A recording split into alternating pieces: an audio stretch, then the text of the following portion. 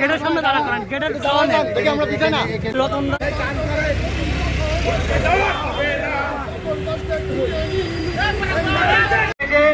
এই ঘাটে দাঁড়াতো, ঘাটে বিক্রি গেলে হচ্ছে আমরা সেবার নামে এখন আনুষ্ঠানিক ভাবে শুরু হতে হচ্ছে আমাদের এই সংগঠনের যাত্রা ইউনিয়ন হয়ে হরিরামপুরে টেকা নদী এবং অন্যান্য কাজে মৎস্যজীবী সহ কেশরী নদীর অধিকাংশ পানি এই শহরে আমরা লক্ষ্য করছি সেবার নামে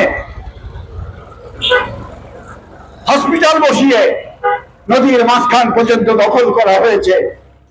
তারা অনেক শিক্ষিত লোক, একসময় কেউ এমপি থাকেন, কেউ উপদেষ্টা থাকেন, তারা জমির শ্রেণী পরিবর্তন করেন এবং সরকার ঘোষিত আইনই তারা বরখেলাপ করেন। কেউ প্লট করে জমি বিক্রি করছেন শ্রেণী পরিবর্তন করে।